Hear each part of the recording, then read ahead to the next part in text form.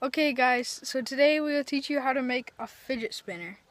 See there, nice red and gray colors. Yeah. All you need is a bearing, some wax or crayons. Crayon works the best. Yeah, and some clay. Yep, that's all.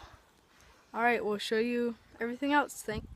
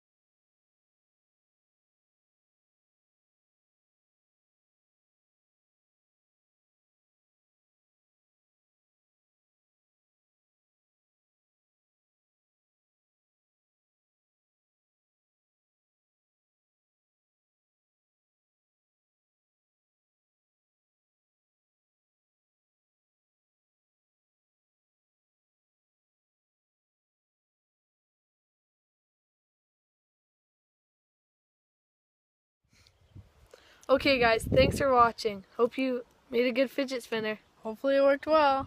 See ya. Bye.